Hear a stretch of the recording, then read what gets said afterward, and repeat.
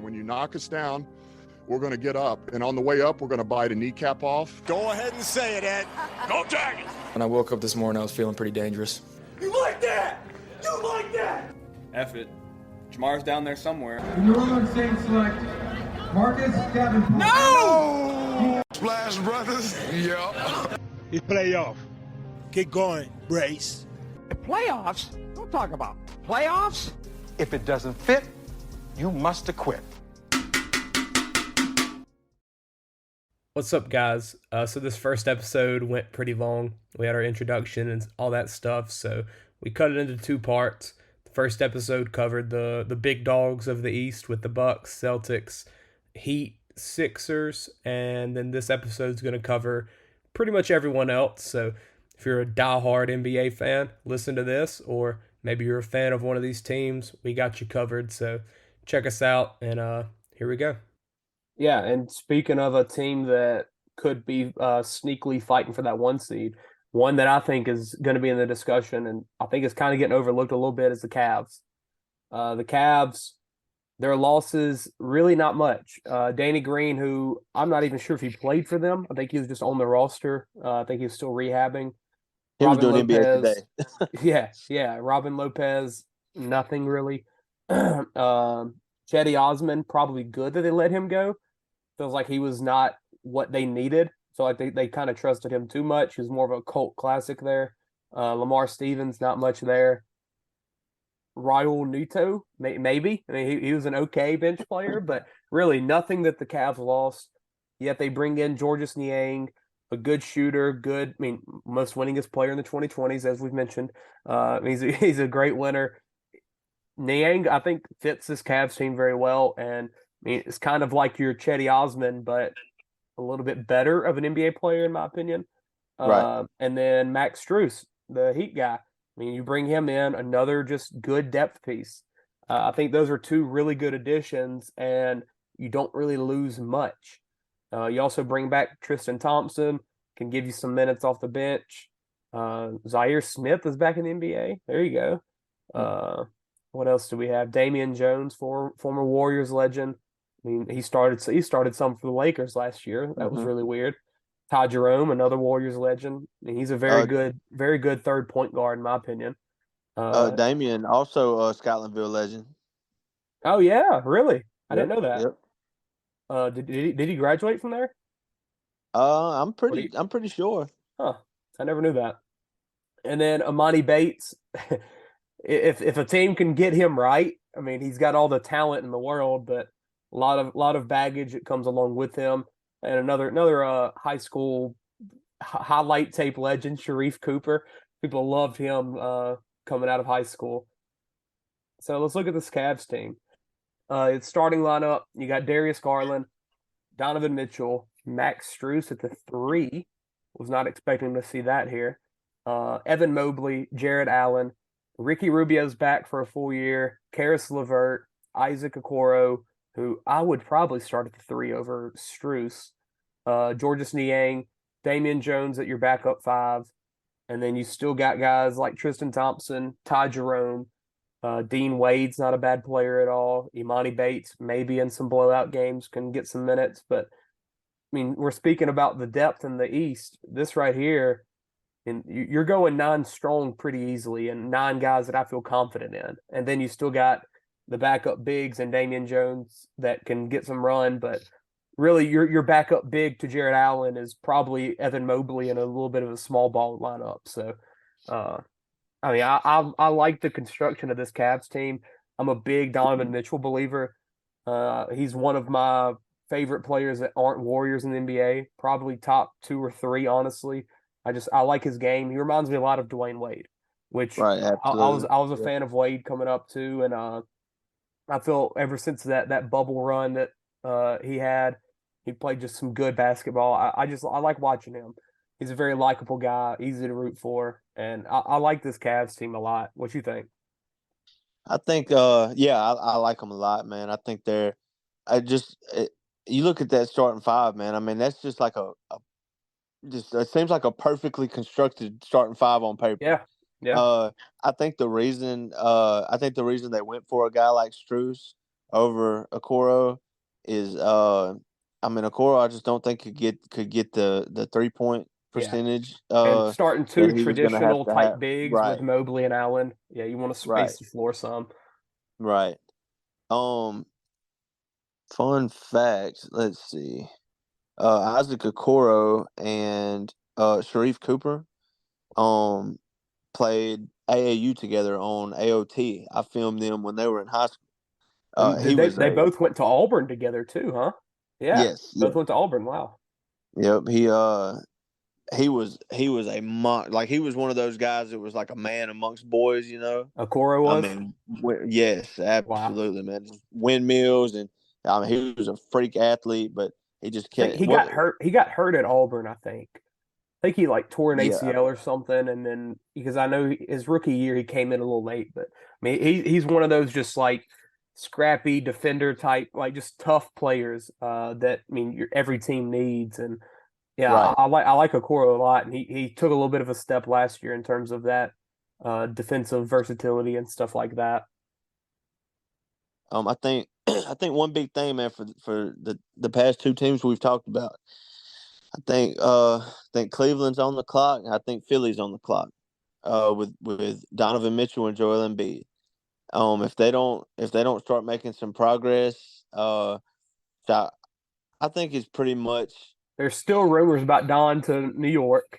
Yeah, I mean, like, it still happens. That was another note I had that the Knicks were just looming, you know, just waiting, and for both of these guys, you know, Mitchell and Embiid, they're players in both of those. So, but yeah, man, I think it's pretty, I mean, well known throughout the league that he's probably not going to sign an extension or not going to sign, you know, re-sign with them. And if you're the Cavs, like where do you go after that? Like he's your star.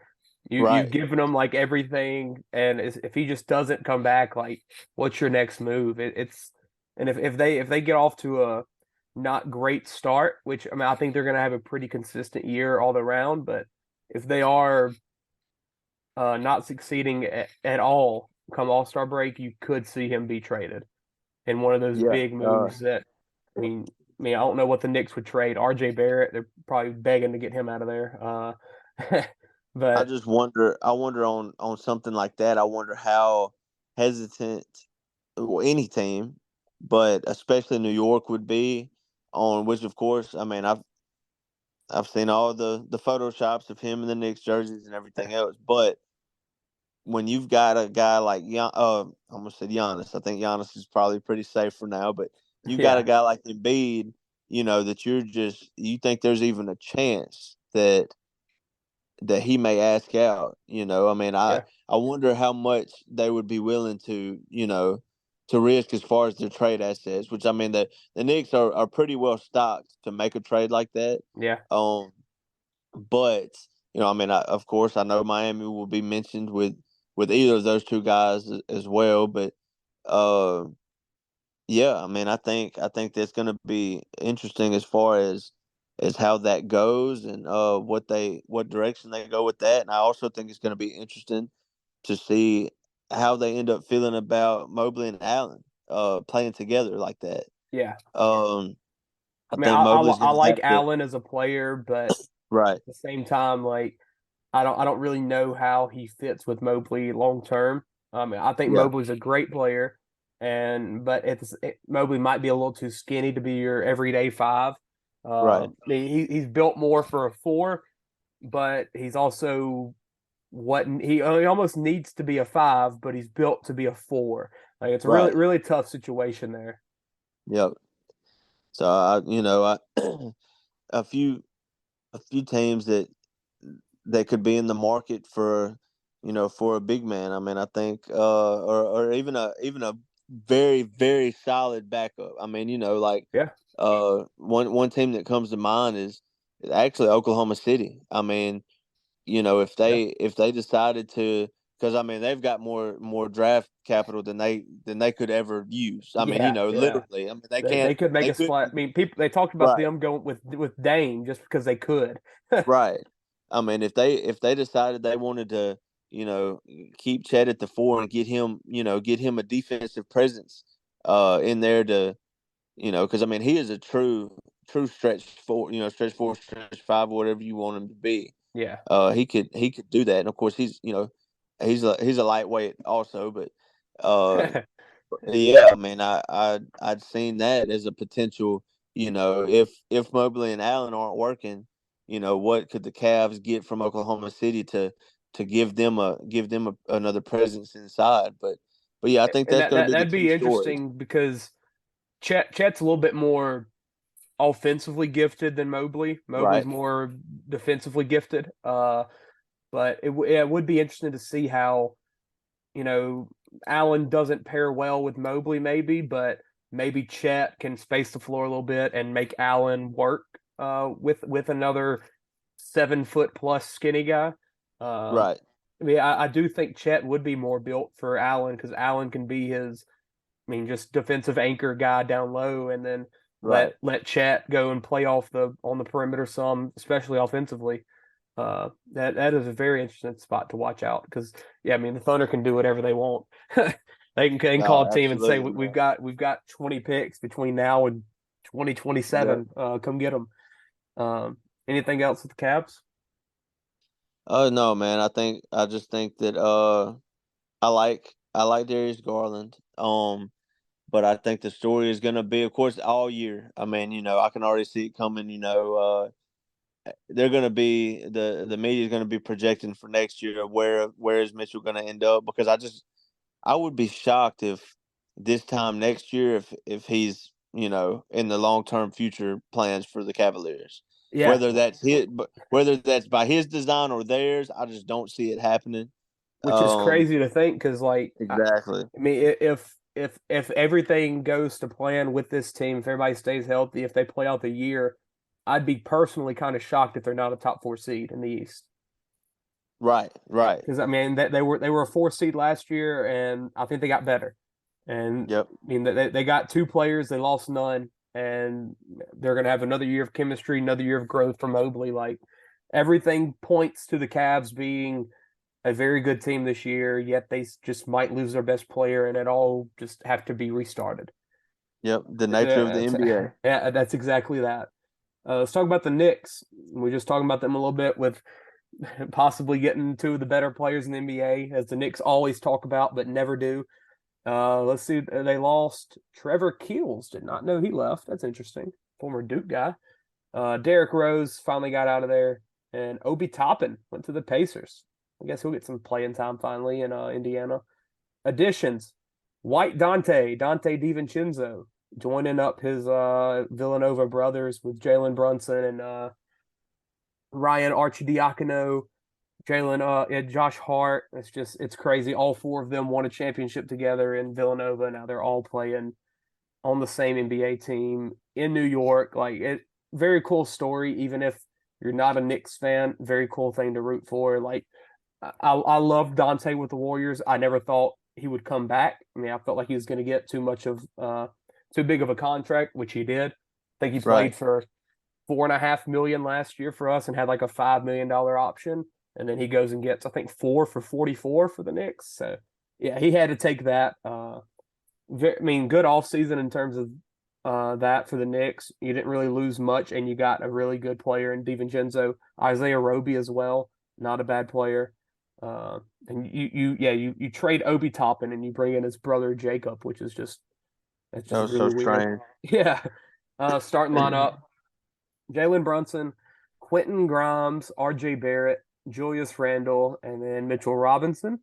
Emmanuel Quickley, Dante DiVincenzo, Josh Hart, Isaiah Roby, Isaiah Hartenstein, who had a pretty good year last year. Miles McBride's down there. Arcidiacono is not even listed on the depth chart, but he'll be on the team. Evan Fournier is on the team still. Did not know that. Against his will. Pretty much not much else there. The Knicks didn't lose much, but they did gain DiVincenzo, still pretty much the same team. 5 seed last year. I felt like they kind of overperformed, 47 and 35, but I don't I don't really believe in this team. I wouldn't be shocked if they fall to a play-in team at all this year. I mean, Jalen Brunson, good player, good NBA player, not a star. I don't believe in him as your best player on your team. Yeah, I mean, Julius Randle might be the better player, but still there. Don't believe in Julius Randle as your star. Right. Neither of them are just. I mean, they're both, in my opinion, maybe twos on a championship team, more than likely threes. And then behind them, it's not like they just have a great player. RJ Barrett, just in my opinion, just a straight up disappointment in the NBA. Absolutely. Yeah, man. Could have been so much better. The second that the Knicks make a big splash, or if they ever do, I feel like RJ Barrett's going to be the first one out the door. Mitchell Robinson, Louisiana guy, good player. There's apparently been a little bit of trade talks there. But I mean, defensive presence that you need on a team like that. And then Quentin Grimes, not much there. I mean, he's a solid 10-point per game type scorer. Doesn't really do much wrong. Doesn't do a lot to win you a game, though. Manuel Quickly, good young guy off the bench, good scorer. And then DiVincenzo, I like him a lot. But it's just feels like a lot of guys that it feels like a team full of role players, honestly. It just feels like what the Knicks are. And yeah, they've got maybe 10 of them that are playable. And maybe that can work. It worked kind of for him last year. And that's what Thibodeau wants. I mean, Thibodeau's the kind of guy that just wants a bench of honestly just hungry guys. And most of these guys I would put under that category, and maybe not RJ Barrett. But it's a very Thibodeau type team. What do you think about him? Yeah, I agree with the take you had about it seems like a team of role players. I mean, you don't. I think it's a stretch to say that either of their main guys could be a second option on a championship team. Yeah. I mean, and when you got to think like that, I mean, you're in bad shape. You know, I mean, and yet they were still a 5 seed last year and won a playoff series. Like right. Yep. So, yeah, I mean, we're talking about Tatum is if he can be, you know, the guy with Jaylen Brown, but I mean, then you go to the Knicks and you're like, can these guys even be the sidekick? You know, I mean, so which I mean, like we say, I mean, they're looming. They've got some stuff that they can move around. If should either of the big names that are likely to, or not likely, but potentially could be on the move in trade talks. I mean, there'll definitely be players in that, and that could solve that problem. You know, I mean, they could be in decent shape as far as that goes. But yeah, I'm just not a huge fan of the roster. I like Brunson. I liked him on Team USA this year. I think he's the grown up in the room. Yeah. He seems like a likable guy and just all around like good dude. Yeah. I just have. It's so hard. You never know what you're gonna get out of Randall. Yeah. I just straight up don't really believe in RJ Barrett. I think Tyler Hero gets the rap that RJ Barrett should be getting.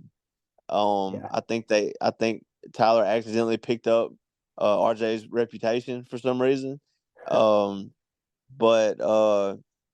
yeah, man, I don't expect a whole lot. Just period. Yeah. Let's move on from them. Try to run through these other teams a little bit quicker. We've kind of went a little bit longer than expected, but that's what happens whenever we talk about basketball. Let's go across city to the Nets. The Nets, a team that I picked to beat the Sixers last year. I think they got swept, but I picked them to win. I mean, speaking of a team that's just made up of role players, that's essentially what the Nets became after they traded Kyrie and after they traded KD. But it's a team of role players that feels like it really all clicks, in my opinion. Yep. They lost Seth Curry, one of the better shooters, but still didn't have a great year last year for them.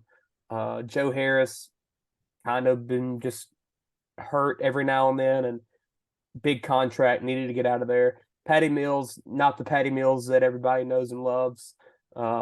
Traded 3 times this summer.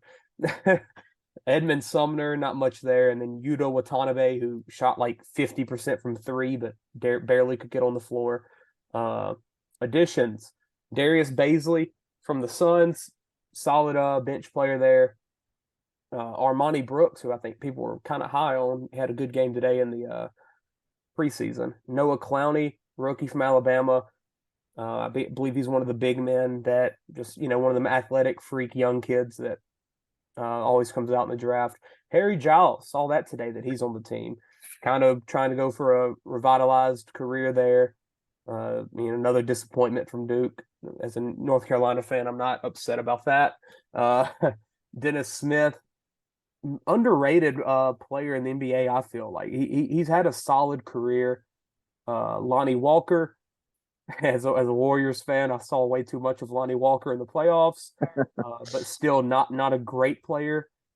Trenton Watford, Dariq Whitehead from Duke, and then Jalen Wilson from Kansas, who finally got out of college. He'd been there for freaking a decade. Looking at the depth chart for the Nets, they're going bold and not starting a shooting guard. They're just going away from that position, I guess. They have 4 starters listed. I don't understand what's happening here. Are they missing players? Ben Simmons, Mikal Bridges, Cameron Johnson. Who's their starting 2? They just disappear? Cam Thomas is not. Oh well, he's the fourth string point guard. Is Cam Thomas going to be the starting 2? That he might have to be. Yeah. Yeah, I think he's got the offense for it. He's the only player listed as shooting guard on the roster, so he's got to be. That's wild. Yeah, they just straight up don't have that on the list. Maybe Royce O'Neal could start there, but he's kind of big. But looking at the Nets, if there's a team that doesn't need positions, it's them. They've got a lot of guys that are just straight up wings. It's a team essentially made up of wings. Ben Simmons is a wing at the point. Can he play? No one knows. No one knows. Looks great in the offseason, always does. But then just doesn't play. Mikal Bridges, a player that I hated in Phoenix just because of his play style.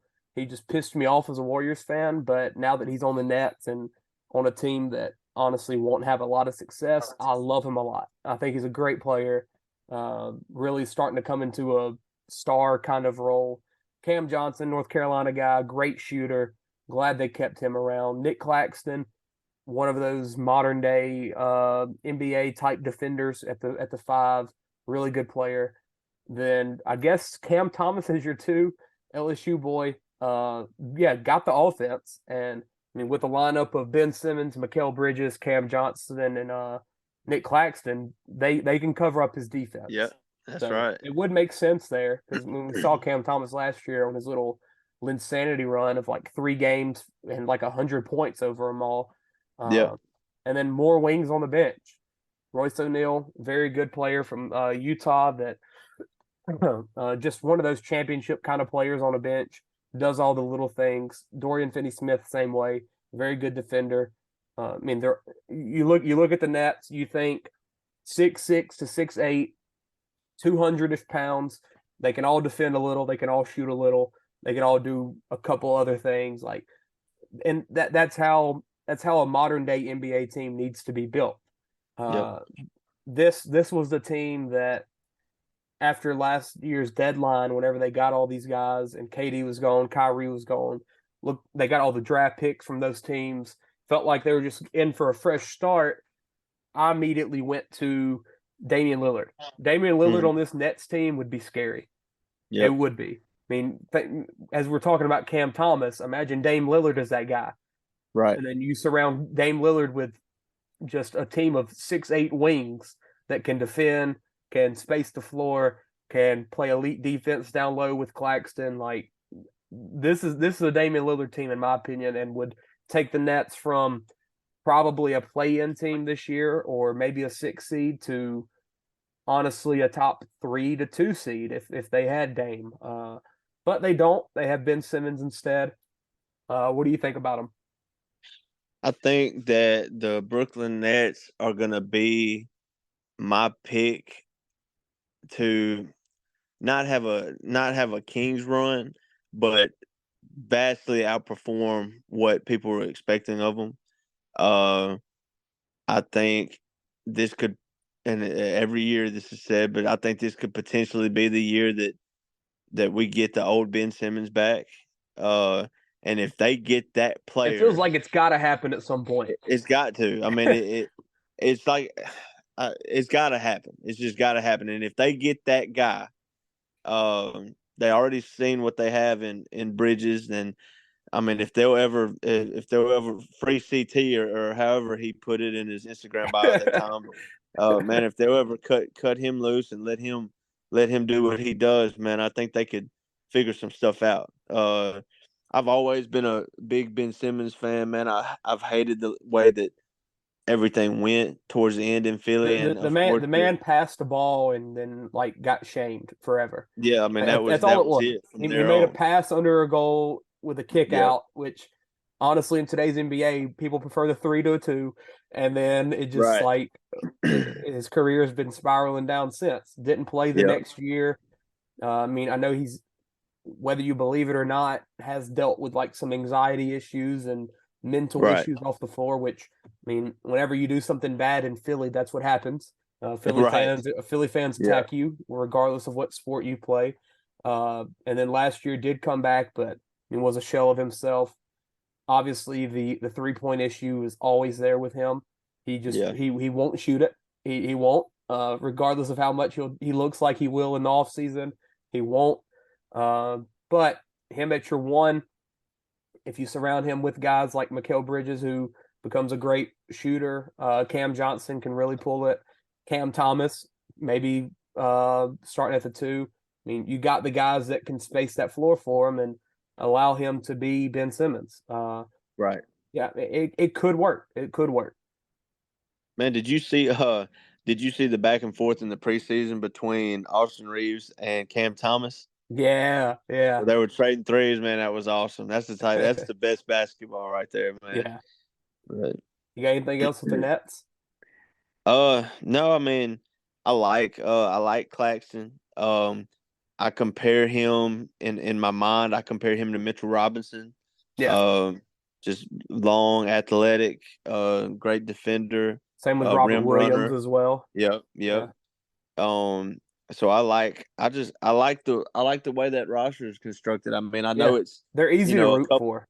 A couple of big question marks. But man, and I know it's a big if, but if they can figure a couple of things out, I mean, they've got some pieces to, that can really, they could really use to make some noise.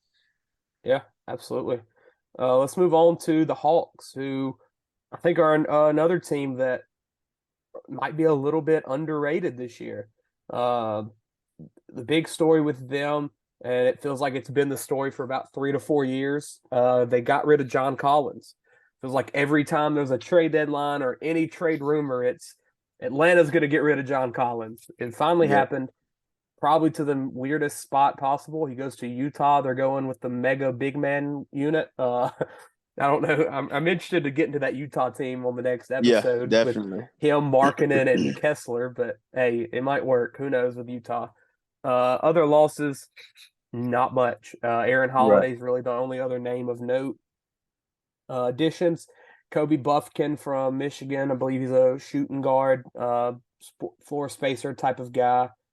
Not much else. Wesley Matthews, Patty Mills. Maybe you get something out of them. Probably not. Seth Lundy, the kid from Penn State. People have been a little bit high on him as well. But with the Hawks, you might get some addition by subtraction with John Collins. It just never felt like that worked. Time had run its course, I guess you could say. Starters, Trae Young, DeJounte Murray. That's what you really need to focus on with this Hawks team. Big move that happened last year for them. I think DeJounte Murray's a great player. Trae Young, as much as people hate him as much as he wants to be hated. Honestly, he likes the villain role. Really good player. Has his limitations on the defensive end, but I mean offensively, he gives you 25 and 10 pretty consistently, and it's hard to say he's anything less than an all-star in my opinion. DeAndre Hunter, Sadiq Bey, I don't really know what you're getting there. I mean, Sadiq Bey was traded in that James Wiseman, Gary Payton, all that mess that was going on at the trade deadline. I think he was one of the guys that got traded for 5 second-round picks because that became a thing. And then Clint Capella at the 5, Mr. Consistent. I mean, you know what you're getting from him. Big man, he might get you 10 and 10. Going to play good defense. I mean, he's Clint Capella. Off the bench, looks like Patty Mills at your 2. I mean, at your starting, at your backup point, Bogdanovich, the worst guys with that close name. AJ Griffin, the Duke guy, floor spacer, probably needs a little bit more run and looks like he has the freedom to do so. Jalen Johnson, another Duke wing, hasn't really got it going yet, but has the potential. And then Onyeka Okongwu, who that's the Chino Hills. It's not a ball brother, right? Yeah. Very good player though. He's starting to come around a little bit. And then you still got Kobe Buffkin, who will get some run. Bruno Fernando still hanging around the NBA. Wesley Matthews is down there. This Hawks team, I think another thing you got to mention, Quinn Snyder. Quinn Snyder came in last year and one of the weirdest moves I've ever seen, and not only in the NBA but in sports, where they fired their coach. I believe it was Nate McMillan at the time. They fired him, and then they bring in Quinn Snyder, who left Utah after the Donovan Mitchell, Rudy Gobert stuff, and they bring him in and sign him to like a 5-year deal mid-season. Like, it wasn't we're promoting the assistant to be the interim for the rest of the year. It's like, we're making a big-time off-season move right now. Right. And you could see it in that Hawks team. They played well down the stretch. And then Quinn Snyder, he's a great coach, one of the better coaches in the NBA, in my opinion. And I'm sure that's part of why Patty Mills is coming into there. I think they have the Aussie connection, and Patty Mills was in Utah with him some too. So Quinn Snyder, if he can get this team to work, I think they can make some noise in the East. I mean, obviously, you go back 3 years ago, whenever they made the miraculous run to the conference finals. I believe it was the Bucks championship year. Right. Yes. Yeah. I mean, came out of nowhere, way too early of a run for them, but it happened. Yep. And I wouldn't be shocked if you see that Hawks team kind of get back into that flow. And I mean, last year they finished as an 8 seed. Did they sneak into the playoffs? Yeah, they beat the Heat, right? Yes, they beat the Heat, and because the Heat almost lost to the Bulls. Yeah, they're like down like 9 with like 4 minutes or something. Yep. So yeah, the Hawks played the Celtics and then lost. I think they lost in like 5. But yeah, what do you think about the Hawks? Man, I don't know. I don't know how I feel about them. I don't know if I believe in them. Never been super, super big on Trey. Yeah. I've always liked DeJounte. I've been skeptical, I guess is the word, about their fit together. I thought it was a strange trade when they made it. Yeah. I mean, they've got pieces. They definitely got pieces, and they've got some good young guys.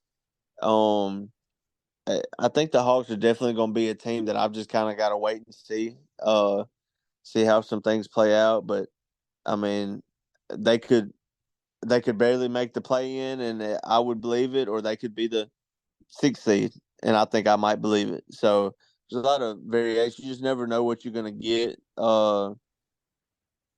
We'll see what, if Trae Young takes another step, or I mean, it's not like he's not already a great NBA point guard, but yeah, I think that's what it would take to, or a step from DeJounte, to catapult them into the upper echelon of the Eastern Conference. I think it would take a leap, probably from a guy like Murray. Now, if somebody like DeAndre Hunter can can make a big leap as far as his production. I mean, that could be key, but I mean, there's just so much variation with it. But like I said, man, I'm not 100% sure how I feel about this team. Yeah, I think there is a lot of it could go this way, could go really bad, could go really good. But I think Quinn Snyder's I think he's just a really good coach. I believe him a lot. I mean, some of those Utah teams weren't as good as what they ended up finishing. I know Right. at least one year they finished as a 1 seed and had no sense in being a 1 seed. But Quinn Snyder's just he's that kind of guy, and there's a lot of pieces that could go bunch of different ways, and I believe in him to make it all work. Also, they have a lot of Warriors influences in the front office. I know one of their guys he was like a beat reporter for the Warriors, and then they brought him into the front office. It was a really weird move. Like I followed him on Twitter for Warriors news, and then one day he posts big off season change for me. I'm joining the Hawks front office, and I'm like, what? Yeah. Like, how does that work? A couple of teams have made moves like that over the last several years. Yeah. I think the Clippers got maybe an ESPN guy, and it's and weird. I've been to ESPN. I think Portland got ESPN's draft, one of their big draft guys. I think, which is a smart move. Mike Schmitz, maybe. Yeah. I remember that. I mean, that's I could see more teams going that direction. Getting these guys that they know, Jonathan Givony or whatever. Yep. So it's interesting, man. But yeah, yep. Let's move on. I don't think there's really much else to talk about with these other teams. We'll run through them as quick as we can. I don't want this episode to be too much longer. We'll put off the predictions, and then we'll do them on its own episode. We can just do East and West together, and maybe predict some awards or something with it. Let's go Bulls. Run through that real quick. Didn't really do much. Lost Patrick Beverly, lost Javonte Green, lost Derek Jones. Solid role players, but nothing crazy. Did bring in Javon Carter. I like him as a player. Brought in Torrey Craig, solid bench wing that he's always going to be around. Draft picks, didn't really have one. Julian Phillips from Tennessee, not much there. Looking at their lineup, pretty much the same thing. Alex Caruso, Zach LaVine, DeMar DeRozan, Patrick Williams, Nikola Vucevic, who I think got a contract. People were kind of talking about him being traded. Did not, though. Javon Carter, Kobe White, Dalen Terry, Torrey Craig, Andre Drummond. Adama Sinoko's on their third string big man. That's the UConn guy. He won the most important player in the freaking tournament. Third string big. I think they got him undrafted. And then Ayo Dosunmu, I forget how to say the dude's name, from Illinois. I like him a lot as a player. He's fun to watch. But I mean, they've got pieces, but I honestly don't know why the Bulls kept this team together. Like, yeah, I think the LaVine, DeRozan, Vucevic core has run its course. Yeah, I mean, you look at that starting five on paper, and you think, those are five good players. But man, it just hasn't worked. I think Chicago and like probably the next team we'll talk about, Toronto. I think those are two teams that have just been in like a purgatory these last couple of years, with not bottoming out to really increase your ceiling, but at the same time not doing anything to put yourself up, to make a run. Something you got to mention with this Bulls team is Lonzo Ball, who's been out like what is it, 2 years now, and going to be missing all of this year.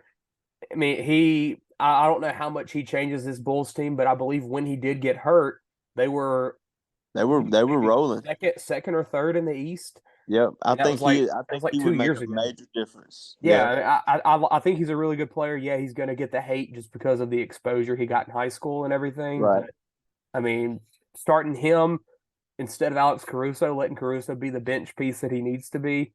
I mean, that's what Lonzo's a 15, 8 and 6 kind of guy, probably. Yep. Somewhere around that. I mean, adding that into this instead of a defensive specialist as your one, that really changes the team a lot. But at the same time, I don't think Lonzo makes them a championship contender, but he makes them a possibly 5-4 seed. Right. While this Bulls team, I mean, I'd be shocked if they're top 6. Yeah. I don't expect much from the Bulls. Yeah. Let's move on to the Raptors. Again, as you mentioned, team kind of like the Bulls, at least with the Raptors, though. They did get the championship a couple years ago with Kawhi in 2019. Losses, Will Barton, don't even remember him being there. And then Fred VanVleet, one of their stars that they grew up and a very big testament to the Toronto developmental staff, because Fred VanVleet shouldn't have became as good of a player as he did. Mr. Bet on yourself. Yeah, I mean he's a Wichita State guy, like small college. I mean, did he even get drafted? No, undrafted. Yep, Yeah, undrafted. So undrafted, like everything about him shouldn't have worked. He's a small guard. He's like 6 foot, but I think he signed, which, man, it's probably pretty easy to top whatever the other was, but I think he signed the largest contract ever of a undrafted player. And yeah, the only next one is probably like Manu Ginobili, who probably just took team friendly deals for decades. Right. But yeah, Fred VanVleet, great career, and it's cool to see him go and cash out and be that vet in Houston.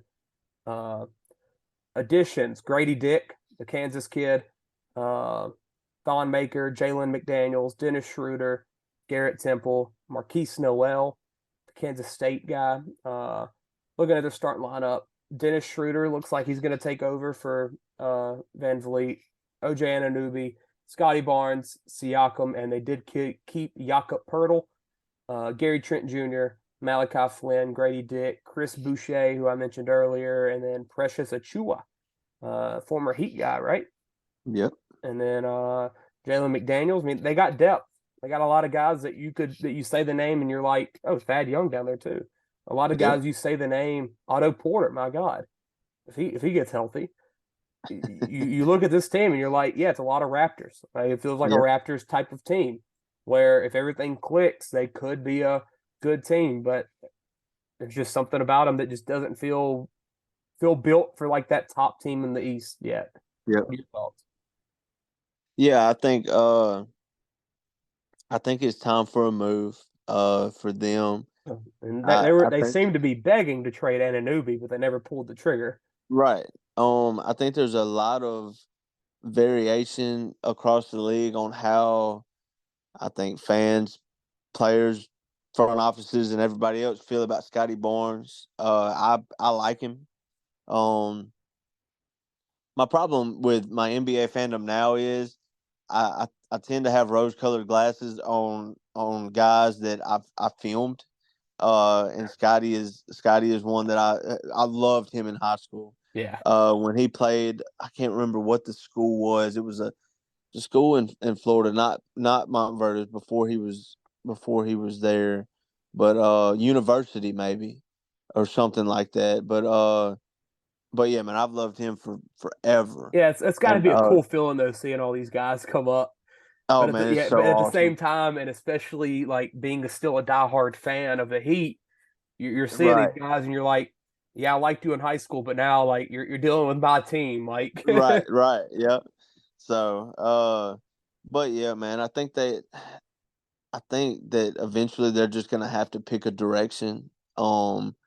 It based off of their moves, you can't really tell if they're trying to. It seems like they're okay with staying put, which is not what you want as a fan of a team that's in the middle the way that they are.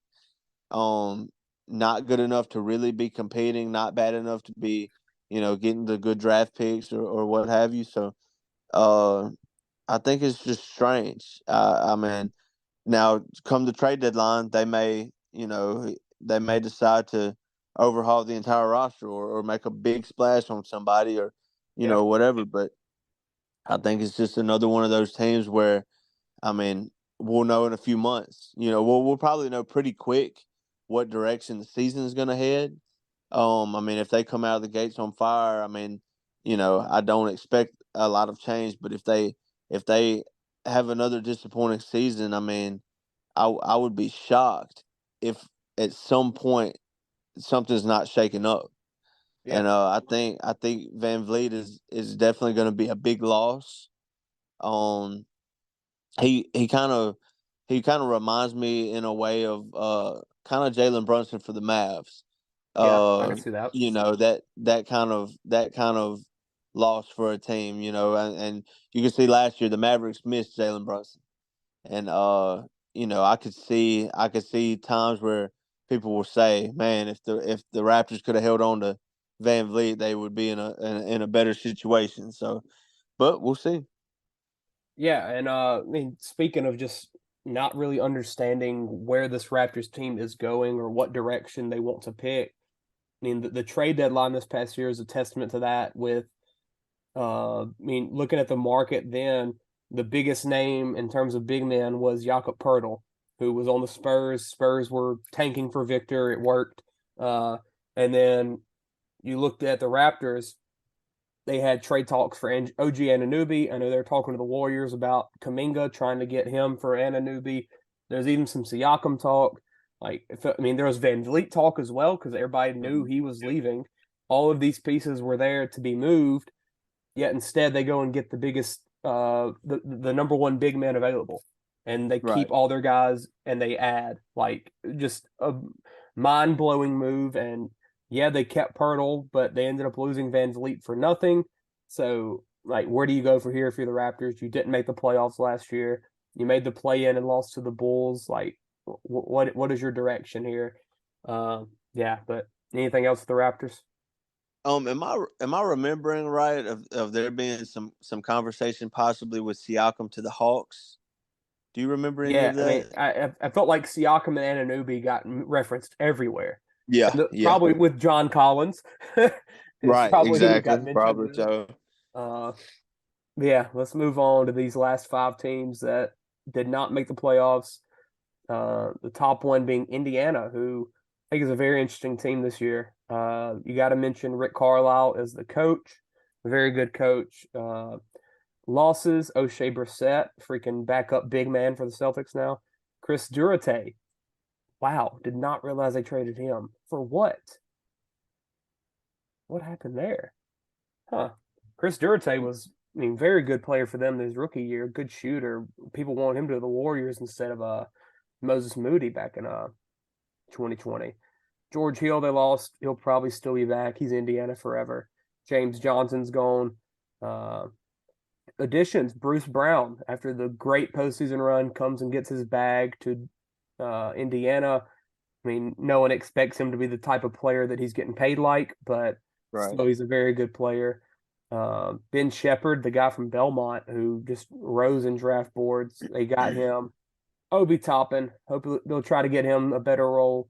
Oscar Tshiebwe from Kentucky, one of the best defenders and rebounders in all the basketball the past couple years. Jarris Walker from Houston didn't do a lot in college, but you look at the dude and you're like, he's an NBA player. You look at his body, 6'8", 235, like just prototypical power forward body. And yeah, I'm sure he'll work very well in Indiana. And then Isaiah Wong from Miami, who had a great postseason run for Miami and got them to, I believe, the Elite Eight. Starting lineup: Tyrese Halliburton. Did he get his contract? Yes, I'm But fairly certain. it's been talked about forever, but I don't know if I didn't remember if he ever signed it. Halliburton, though, took that step last year, elite type of player. I'd be shocked if he's not an all-star. Benedict Mathurin, I like him a lot coming out of Arizona. I mean, that's a backcourt that is very fun to watch, in my opinion. Bruce Brown will be starting at the 3. Obi Toppin at the 4 for now. I'm sure Jarris Walker will take that starting spot eventually. Miles Turner still cannot be traded from Indiana. I believe he got a contract extension as well. Yep. Buddy Hield, another player, just cannot be traded. TJ McConnell, who I've seen some trade talks about Phoenix wanting him pretty badly. Jordan Nwora, Jarris Walker, Jalen Smith, Andrew Nembhard, Aaron Neesmith, Isaiah Jackson. They got depth, man. They got depth. Yeah. And then Daniel Theis, who got punched by Dylan Brooks the other night. You still don't mention Tshiebwe, Isaiah Wong. They got a lot of guys. I mean, obviously not star power, I mean, Tyrese is that kind of star power kind of player. Mathurin was a probably top 3 to 4 rookie in the NBA last year, in my opinion. And then Miles Turner can be a really good player, but still, I mean, he's your second option on this team, and I don't think you love that in terms of playoff potential. But I think this team could come around and be a play-in team at the least, especially with Carlisle as the coach.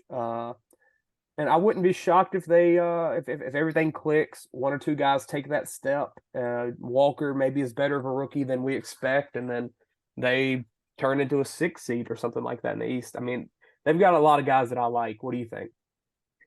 I know they've been shopping Buddy. I've seen a few reports of potential Buddy Hield and McConnell to Miami. For what I'm not sure. I think Bruce Brown will kind of be the adult in the room for them. I'll be interested to see how he does outside of that Denver system. Yeah. So I mean, I know he was where was he before that? Brooklyn. I mean, he was a starter there for that KD Right. Kyrie He was a solid piece he's for a them great too. role player. He's But just a great role player. But he'll have I think an elevated role, and I mean an elevated contract for what he's getting paid. He's got to have an elevated role. Also, he feels like he should be 30. He's 27. Wow. Only drafted in 2018. That's insane. Feels like he's been in the league for 10 years. Yeah. It'll be interesting to see how he adjusts to that different role. But I mean, I liked him as a player. I hated the way he performed against my team. But I mean, you couldn't watch a game and not see his impact, or his value. He's very easy to root for. Right. Which I think a lot of these Indiana guys are outside of. Yeah. I mean, maybe not Miles Turner, but like Halliburton, Mathurin, Bruce Brown. Like I like all of those guys a lot. Yeah. You get a fresh start for Obi Toppin. I mean, so I loved Mathurin when he was, he had that great run. Was the beginning of last season, I think. Yeah. Where he showed some 20. flashes. Yeah. Right. So they've definitely got some pieces, man. I mean, I don't know if they still may be a couple years away on a couple of these guys. But yeah, I mean, I could definitely see them, I can't see them tanking. I'll put it like that. I mean, it's hard to picture them, just bottoming out. But at the same time, I mean, I feel like you could easily see one of those teams like Toronto or Chicago, by the trade deadline decide, look, this isn't going to work, and just trying to bottom out. And then, Indiana or a team like them, sneaking into the play-in, So I think that's definitely a possibility. I think they've got some pieces. I mean, like I say, I think they're a couple years away from putting some of those pieces together. Halliburton's obviously just a stud. So he's him and Trae Young are those just 25 and 10 plus kind of guys. I mean, Hallie could take the step to 30 this year, and I wouldn't be shocked. And it's so wild seeing him score. It doesn't feel like he should average what he averages, and he's got the ugliest shot in the NBA. Shoots the ball to the it hits the scoreboard the way he shoots it in the air. Thank God that the Kings traded him, though, because I was scared to watch him in the Pacific Conference forever. Yep. And Chris Duarte apparently got traded for 2 second-round picks to the Kings. Huh. Don't know how. Set averaged 13 his rookie year, made second team, and then last year dropped to 8 points a game. But, I mean, that's just giving up on a guy in his second year is kind of crazy there. Who's next? Wizards. Oh, boy. Forgot about the Wizards. My boy. Your boy. Gordon Poole. Gordon Poole. Oh, let's talk about Bradley Beal first. I forgot that even happened this offseason. Feels like so long ago. Hey, I was going to say it seems like 2 off seasons ago. Yeah, or at least a deadline or something. Bradley Beal is gone. Feels like he's been talked about forever, but he is finally gone. Probably a couple of years too late, honestly. It stayed a little bit too loyal. Another guy that was talked about to Miami forever. It felt like a perfect Miami fit. Didn't happen. Gets traded to the Suns because why freaking not? Who else did they lose? Monty Morris, very good backup point guard. Kendrick Nunn, Chris Stapps to the Celtics. We talked about that already. Isaiah Todd. Additions. Jordan Poole, got him from the Warriors. I'll forever love Jordan Poole. I mean, the second Jordan Poole got traded, I bought a Wizards hat, which kind of feels weird. But I've got a Wizards hat. I'm a Wizards supporter. I'll watch a lot of Wizards games because those will be on at 6 o'clock, and then the Warriors will tip off at 9. So I'll get that opportunity. Forever a champion, so that's all that matters to me. Ryan Rollins as well came with them, and Patrick Baldwin Jr., who can be a very good player. Showed some flashes last year. Jules Bernard, Jared Butler, Bilal Koulibaly from France. I believe he was on the Victor Wembanyama team. Showed some flashes already. One of those just athletic kind of guys on the wing. Gallinari. He's going to be a defensive monster. Yeah. Gallinari, if he can stay healthy, very good role player and probably a trade piece. Tyus Jones, who, I mean, just a very solid, consistent player. And now he's going to get that chance to kind of lead an offensive unit. And I'm very excited to watch him. I'm a North Carolina fan, but he's like my number one Duke guy. I just like watching him play. Just has a cool swagger about him and how he plays. Muscala, Landry Shamet. I mean, they added so many pieces. Looking at the start lineup, you do have Tyus Jones with the 1, Jordan Poole at the 2. I believe Poole is more of a 2. Yeah, he can handle the ball, but his biggest weakness at being a 2 is defensively. He's not a defender at all.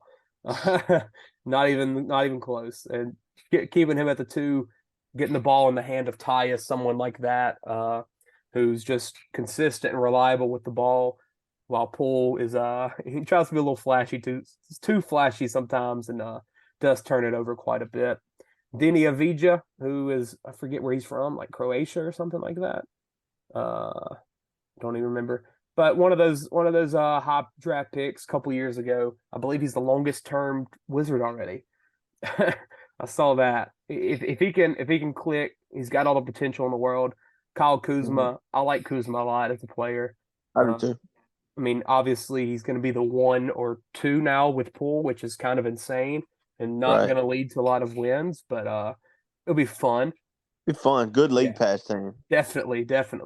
And then Gafford, solid big man. He's shown some flashes. I like DeLon Wright, Corey Kispert, another shooter from Gonzaga, and then Bilal Coulibaly, Danilo Gallinari, Taj Gibson still hanging around. Johnny Davis from Wisconsin, if he can ever get going. PBJ, Ryan Rollins, both showed some potential for the Warriors. I mean, I don't think anybody's expecting many wins, but they're fun. They're fun. They're going to be fun to watch. And in the future, maybe they build something. I think Poole and Kuzma, I mean, you're getting 40 plus from them in terms of scoring, maybe 50. I think Poole takes that leap to a 25 point per game score. I think he averaged 24 his last year. It was so bad that he averaged 20 and had to be traded. There's a lot more issues there. And then Kuzma, what did he average last year? Probably 20 plus. 21. So I would not be shocked if they're both averaging 25. And then Tyus, I think, as well takes a step up in production. What are your feelings? I like them. I think they're going to be fun. There's been talk of could Poole challenge for up there in the scoring leader race. I mean, I think it's very possible. I mean, if you give him the opportunities, he's going to shoot it. I swear he's going to do that. I don't think he's ever met a shot he wouldn't take. Oh man, I love him. I'm interested to see if Bilal Coulibaly, if he continues to make, if he continues to show, that defensive presence, could he be someone that you can try to hide, Jordan Poole's weaknesses Yeah. with. I think that's probably stick why him they on. made that pick with him, which at the Yep. time felt like a little bit of a reach, but you're like, this might be a guy Start making that sense. can Yep. fit. Yeah. So I like Kuz. I like Kuz when he was in LA. I think he's a good player. I've always liked Daniel Gafford for some reason. I'm not even sure why. I've always liked him. He just seems aggressive, and I like watching him play. But like I say, I mean, they're going to be a great league pass team for at the very, very least. Yeah. And who knows? It may click. They may challenge for like a play-in spot or something. I mean, you never know. I mean, it could go. I think they can sneak into that 10 or 9, depending Yeah, on I definitely a team see like the that. Raptors, the Right. Bulls, a couple of them just failing. Right. I mean, I think it could definitely happen. Them and the Pacers both could be in that range. Yep. And yeah, I mean, Tyus Jones, I think he's going to take a really big step. Last year he averaged 10 and 5 with the Grizzlies, obviously starting a lot of games without Ja.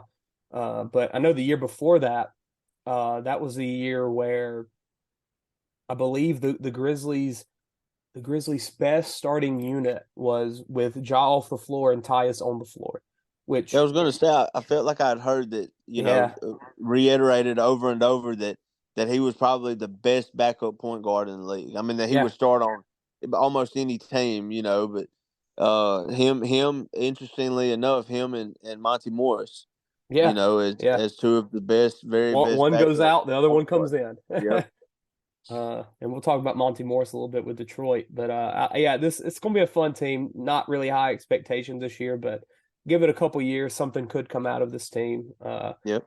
Most of all, I'm just excited to watch Jordan Poole get the freedom that he honestly deserves. I mean, as much as I would love to still be cheering for him for the next decade plus, like I expected. I mean, right. If you asked me before last season started, and especially after that championship, I tell you, Jordan Poole is going to be the guy that he's going to become the next Splash Brother. Like he's going to, like, whenever Steph and Clay are done, Poole's going to step into that starting role, and I'm going to have another 10 years of happiness. But it doesn't look like that's happening, which I can't blame them for going all in on the Warriors right now and going with that veteran with CP3. But just excited to watch JP get unlocked, and 25 plus. I'm locking that in. 25 plus, and hopefully an all-star appearance. That's what I'm rooting for. Let's see, who do we have left? Magic, Hornets, Pistons. Brutal teams. We'll run through these as quick as we can and get out of here. Let's see. The Magic, man, they're one of those teams, man, where I think I could potentially see them deciding to maybe not go for it, but to take a step forward. I mean, they almost know like an OKC type jump, right? I mean, they've got they know what they've got in Paolo. They've got some guys. I mean, I don't love their draft picks this year. Anthony Black and Jet Howard. I didn't really get either of those. I mean, besides that, in the offseason, they brought in Joe Ingles and lost Bol. Mac McClung, I guess. He's not a player. He's just not an NBA player. This Magic team's probably a lot of guys that you filmed, huh? Let's see here. Did you Markel Fultz, or is that? I took that was just a little bit before my time. Jalen Suggs and Cole Anthony. I took a selfie with Wendell Carter. Jet Howard. I don't remember filming Anthony Black, but there's a good chance that I have. Yeah. But yeah, a lot of young guys. A lot of young guys. It's a lot of people that have the potential. It's just gone wrong for them so far for whatever reason. I mean, Suggs, people, whenever he was coming in, I didn't necessarily understand the fit with the Magic, but I don't think anyone expected him to be as bad as he's been. Fultz, just a brutal start to an NBA career, but he's starting to come around. Cole Anthony, I like him a lot as a player. Gary Harris, still there for some reason. But Franz Wagner and Paolo are definitely the the The guys. differences. Yeah, I mean, like they've came into the NBA and worked immediately. Right. And I would not be shocked if they both take another step this year. Wendell Carter, since he came down from Chicago, become a really good player. If Jonathan Isaac can stay on the floor and stay out of the media and not talking about his weird stuff, if he can stay on the floor, another good player. And then the rookies this year, Black and Howard, I'm not really sure they're gonna get much from them, but I mean, you've got solid pieces all around. If it clicks, who knows? And it feels like they almost have too many guards that they might need to lose one of them. I mean, I don't really understand Suggs, Anthony, and Fultz having all of them. Feels like they're all kind of the same player, and that you might. Yeah, I think that's why RJ. I think that was why RJ was out. You know, I mean, they were just they've there was talked a about log moving. jam. They've talked about moving Anthony some, which I mean, probably the better option to move because he's more of just a straight up scorer, while Suggs and Fultz give you a little bit defensively. You got anything else on this team? Actually, Wendell Carter was another name that I had heard. With the Oklahoma City trade idea that I'd mentioned earlier. Yeah. Him and one of the two bigs that we'll be talking about here in just a minute with Detroit.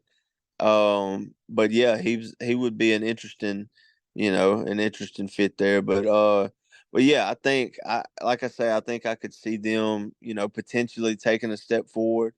Now I'm not expecting a whole lot. But I mean, it's a dangerous game to play to have two guys like Wagner and Paolo and squander those early years. I mean, with no progress. Yeah. So it'll be interesting to see if they decide to turn it up a notch or if they're fine, as the 13th seed. Yeah, and it's another team where, similar to Indiana and Washington, if everything does click and go right, I could see them sneaking into the play-in. But at the same time, I could see them taking just 40-plus wins or something like OKC and be right on the edge of the play-in, maybe again, maybe not. Yeah, I mean, it could click, but at the same time, I'll give the Magic a little bit worse chance than the Pacers and the Wizards, but much better chance than the Hornets or the Pistons. Absolutely. These next two teams, I think, are definitely the worst two teams in the league, or the worst two teams in the East at least, or probably the league. I don't know who's the worst team in the West. Spurs, Spurs, Rockets. Yeah, I'll probably take the Hornets and Pistons as worse this year. Let's go with the Hornets. Where are we at? Charlotte. They got to they got to wait till their court dates to figure out how. My God. The second that you thought everything was in the past with that, it just happens a freaking game. And it sucks. I mean, obviously he deserves everything that's coming his way with the stuff he's doing, but Miles Bridges is a very talented player. If he could just keep it together, I mean, that's a I've always been per a game. Miles Bridges fan. Yeah. Always. I hate that this has gone the way that it's gone. Yeah. Losses, Kai Jones. Just some funny stuff that goes on with that man. He needs help. Was the last thing he did on an NBA court put Wemby on a poster? Probably. One of the on that what was that, an alley? Man, that was crazy. Yeah. Dude dunked on Wemby and started losing his mind, man. I saw him get cut, and apparently he was like at his girlfriend's soccer game or something, bobbing out. Yeah. I saw someone say, "Is he dating a high schooler?" Because I don't know what kind of like. Right. It looked like a high school field. But yeah, who knows about him? Kelly Oubre's gone. Dennis Smith is pretty much it there. Additions: Amari Bailey. He ain't really done much besides have a mom that slept with Drake. Leaky Black, UNC guy, won't be an NBA player though. Miles Bridges they brought back. It looks like they already lost him. RJ Hunter back in the NBA, Georgia State legend. Brandon Miller, the number 2 pick for them. I mean, not the better player than Scoot. I don't think he will be a better player than Scoot at all. But at the same time, if you do believe in LaMelo and that core that you have building, I guess you can call it a core, then Brandon Miller is the better fit. Man, And then did you you also see that get post dunk he got tonight? yeah. That was You sick. also get Nick Smith Jr., who has a lot of potential to be a very good player. Just didn't really click at Arkansas.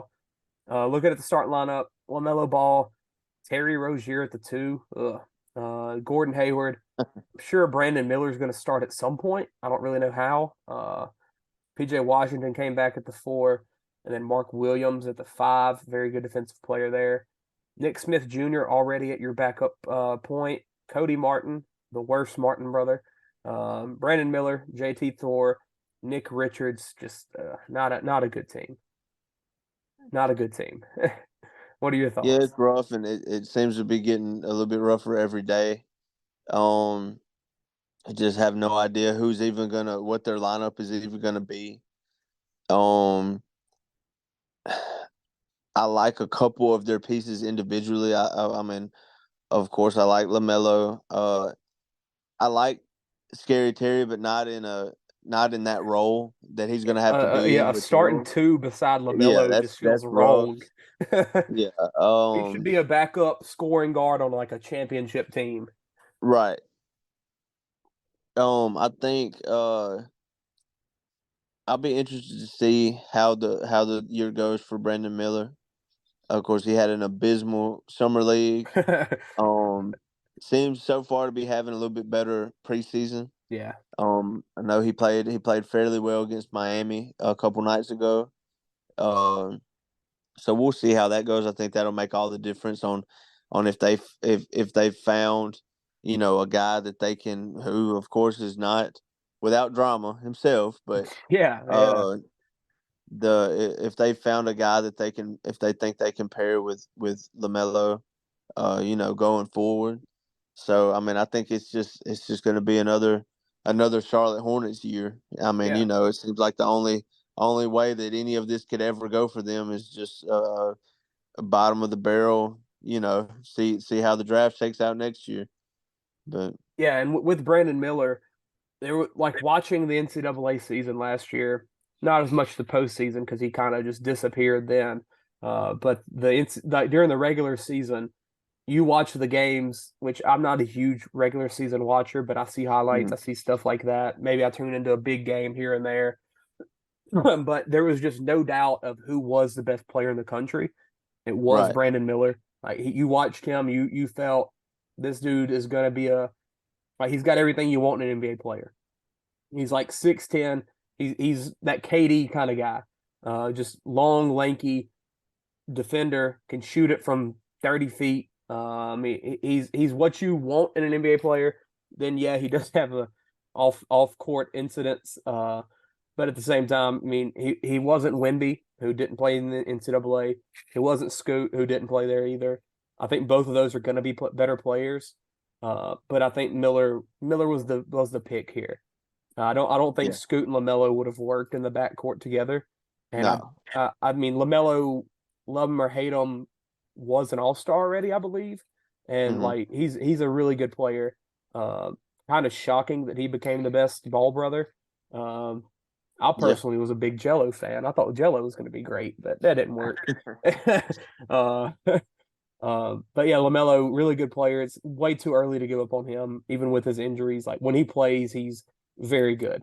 He's a very good right, player, and certainly the least of the problems for the Hornets. And then PJ Washington, I didn't expect him back. I thought they'd kind of sign and trade him or something. He'd try to go somewhere better.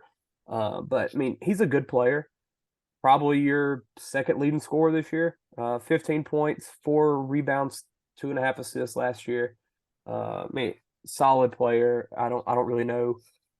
Maybe you trade Gordon Hayward during the year and then let Brandon Miller get the full minutes at the 3. But yeah, just a bad season again incoming for the Hornets. yep. Let's talk about this last team and get out of here. Detroit. Detroit. While with the Hornets, it just feels like there's no way it goes right. I think that's a little bit different for the Pistons. I agree completely. The Pistons, you look at it on paper. Yes, it does not work off paper.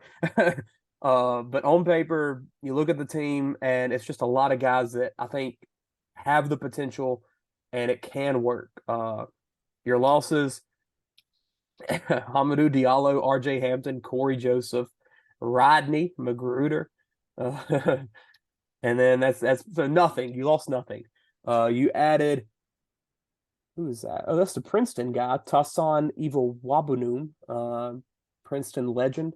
Joe Harris, you brought him in, solid vet, can shoot a little bit. I think it's kind of interesting seeing how he performs on a team where he doesn't have a lot of expectations. Like in Brooklyn, he's been one. He's supposed to be the shooter for a couple years. Right. Now he's just gonna be making big money on a bad team. Monty Morris, same way. Monty Morris, very good backup point guard, as we mentioned, similar to Tyus. Now he gets possibly the. I mean, Cade's gonna miss some games at some point probably, so he'll get some spot starts. But at the least, he's just a very solid backup point to Cade Cunningham. You also bring in Marcus Sasser from Houston, one of the old guys of college basketball, but a great scorer, kind of undersized, but wouldn't be shocked if he develops into a solid NBA player. And then Asur Thompson, the wing or more wing of the Thompson brothers, which is what Detroit needed. The draft really fell into place for them in terms of that, because if Amen was there, then I don't think that would have been the pick for them, or it didn't need to be the pick. While Asur, I think, was the right pick and just all around a perfect fit for that 5th spot for Detroit. Looking at Detroit's team, you see this depth chart, and it's just so many guys. You're like, top 5 pick, top 10 pick, top 10 pick. A lot of guys that I've filmed. Okay, let's go through. Cade Cunningham, Asur Thompson, Jalen Duren, Marvin Bagley, James Wiseman. Yeah, just a bunch of those guys. Man, matter of fact, one of my YouTube videos is Mikey Williams and Chris Livingston that we talked about earlier with the Bucks, I think. Yeah. Those two on We All Can Go, I think is the name of that team. When they played the Thompson twins in AAU in Kansas City a couple years ago, they played for I think the Thompson twins were on some Florida team, but yeah, man, they were showing flashes then. Speaking of Mikey Williams, just more stuff going on with him. Yeah, he'll end up in Charlotte, or Charlotte or Memphis. Yeah. But yeah, man, they've got a lot of kind of like the Magic. They've got a lot of good young talent that they've just got to figure out how to put it all together. And I think one major difference for them is Monty Williams. Yeah. I was just about to mention that. I think that could be a major thing for these guys, in which, I mean, they're clearly ready to take some kind of step forward, giving out that kind of contract to. I mean, a step for them is 35 wins. Absolutely, yeah, playing the parade. I mean, yeah, a step for them is it turns to April and your season isn't over yet. Right. Yeah, but not being mathematically eliminated from the playoffs in mid-February. Yeah, probably. But yeah, man, I mean, they've got some guys. I mean, I'm an extremely big believer in Jalen Duren. I mean, he panned out way quicker than I expected. Right. He came in last year and looked good immediately. Now the same can't be said for Jaden Ivey, who I loved in college. Coming out of that draft class, Jaden Ivey and Ben Mathurin were my 2 guys. I was like, please get them away from the West so I can root for them. They went to Detroit. They went to Indiana. I mean, they're not having success much, but they're both in spots where I can root for them. And then obviously, my guy James Wiseman. My God, man, didn't work in Golden State, and I just can't. In my mind, I can't blame it on anything other than injuries. I think the fit would have worked, and he was playing his best basketball, and then boom, tears his meniscus at the end of his rookie year, and that was the end for him. It was all over after that, and at that point, he needed those reps because coming out of college, played 3 games at Memphis. Yeah. So after high school, I mean, he was 2 years removed from playing basketball, and then you expect him to come into a team with Steph Curry, Draymond Green, Andrew Wiggins, and be like, yeah, you got to be that guy for a championship team now. Right. If he wouldn't have got hurt, I still think he would still be in Golden State. But that injury and a meniscus for a big man, any type of knee injury, lower body injury, you want to take those as patient as you can. And that led to it being a full year injury.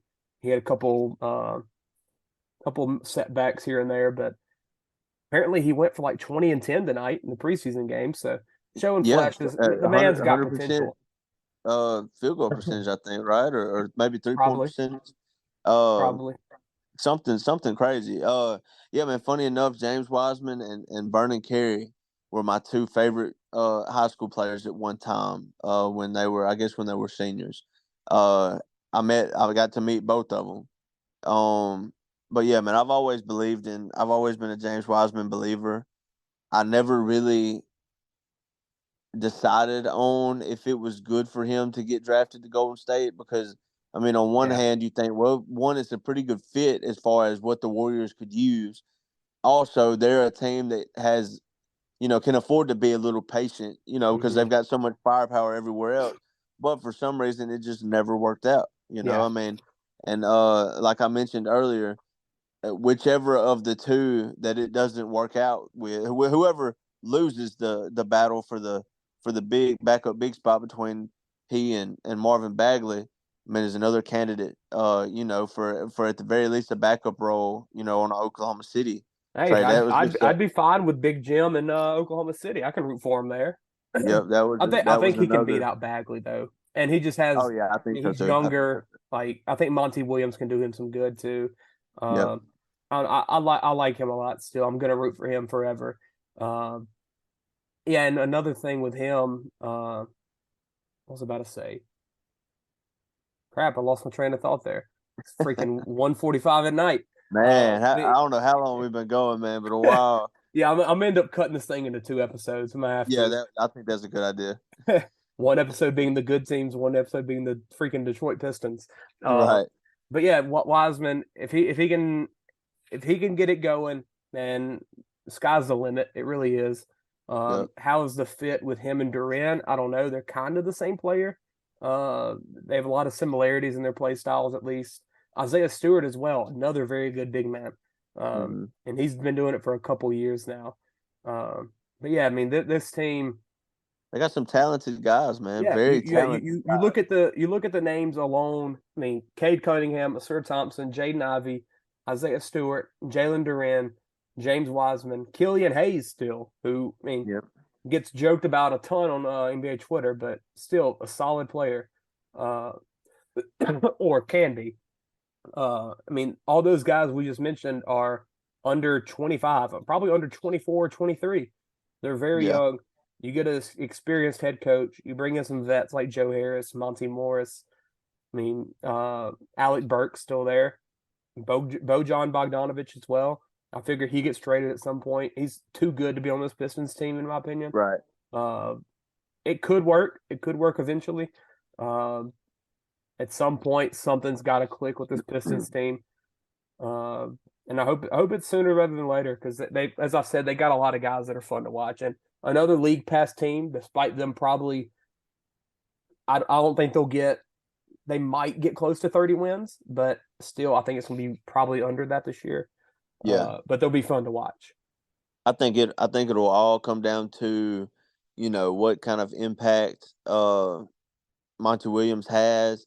And also I would think, man, you can kind of possibly throw away the first year. But I mean, I think by next year they're gonna be looking for some major improvement. Yeah. With that, like I say, with that kind of contract going to him and just the talent that's on this roster. I mean, and like I say, you can't, it's on paper. I mean, you don't win the games on paper, but man, they've got some guys that just can really go. Yeah. It'll be interesting to see how he puts his stamp on this team, and just how he puts some of these pieces together. And if he can make it work, he's got some young guys that could be around for a long time, that could really be dangerous. Yeah, and Cade Cunningham, he's kind of already taken that step. Right. He just gets hurt, but I think he was on the he's Team almost USA select team, right? I think so. Like the practice squad or Yeah. whatever it was. I think pretty he was much. one of those. I heard he performed very well during that time. Yeah, he's almost getting that. I don't want to say the Ben Simmons vibe already, but it feels like he's kind of being talked about like that. Yeah. Even though his rookie year he missed what looks like 20 games, and then last year he missed pretty much the whole season. Looks like about 70 games. But last year already 20 points, 6 rebounds, 6 assists, and not much of a shooter, but at least he tries. Yeah. But he if there is a player he's comparable to, it is Ben Simmons. Hopefully that's I just was going to say on the court. Outside of that 3-point shooting, he's and that's if you want him to be anything, you want him to not be Ben Simmons at the 3-point line. Right, exactly. You want him to be Ben Simmons everywhere else. You want to raise the field goal percentage from 41%. That's pretty bad, but yeah, he'll work it out. He's going to be a really good player. Anything else with this Pistons team? Oh man, I think that's it. I think they got a lot of talent. I think they've been in hell for a long time, it seems like. And as far as the NBA standings go, and it'll be interesting to with a high dollar coach. They're clearly making an investment, on that end. So I think it's about to be time. If it's not time right now, very soon the time will come where it's time to make take some steps forward as a team, where some changes will start to be made. Yeah, it's hard to they're a team in rebuild mode, but it almost feels like another year or two of this just not working. They're going to have to almost go into rebuild mode again. Right. You're going to have to ship off all the players and try it again. Because I don't think unless guys like Cunningham, Thompson, Duran, if they show their steps, and then maybe you trade for a bigger name, to kind of accelerate the process. But it's very, very tough situations coming up there. But yeah, let's end it on that. I think I'll cut this episode. I'll just cut it down the middle. I think we went about probably 2 hours and 30 minutes, somewhere around there. That's Time how flies, you having fun, man. Yeah, man. We had 20 minutes of introductions at the beginning as well. I'll just, for the first time I think ever in Dirty Boot Sports history, I'm just going to label the episode Part 1 and Part 2. I think that's the best way to go about this. And once the season starts, the episodes won't be this long. But yeah, we got a lot of information to cover. Yeah, man. This is what happens with previews. It's the same way with the NFL previews we did. With the freaking when we did the NFC South, we went division by division. When we did the NFC South, which was the Saints, I think that episode was an hour and 50 minutes this year. Last year was 2.5 hours, and that's just 4 teams. That's just how it goes. Whenever you look into the teams, you see what they lost, you see what they got, you see what you think they might do this year, and if it doesn't work, what they might do in the future. There's so much to talk about with these teams, and 2.5 hours on the East, and then we get to talk about the good teams in the West next episode. Right. So I'm sure that'll be just about like this, but have about 20 minutes of intros off the top of it as well, so that'll help out. Not quite as many major moves, I don't guess, outside of Phoenix and a couple. Yeah, other we had to dive into but the Dame and the Drew and the lack of Dame in Miami as well. So but yeah, I think this was a good episode. It was fun doing this. I'm very excited for the future of this. I really enjoyed it. Hey, and you need to hit up these guys and tell them, come on. You got the connection. Oh yeah, absolutely. Let's get. I'm gonna make some calls. Yeah. Get James Wiseman on. How about that? Yeah. I'll tell you, I'm sorry. But yeah, man, this is fun. Y'all check us out. Check out the other podcasts as well. If you're listening to this and you haven't heard of us yet, check out the other episodes. We got fantasy football. We've got straight up football on Dirty Boot Sports. We had baseball with Chops and Chains, but that season ended today. I'm sure we'll do a season recap on that with some baseball talk. We also have the regulars, so check that out. That's our movies, music, pop culture, pretty much not sports. We get away from sports a little bit on there and have some fun. Check us out everywhere. Download everywhere, share, do all that. And yeah, we'll be back at y'all throughout the year with some great episodes. Can't wait to talk about the West. It's where real basketball's played. Oh man, here we go. This ain't how it's supposed to be. It should be just you and me.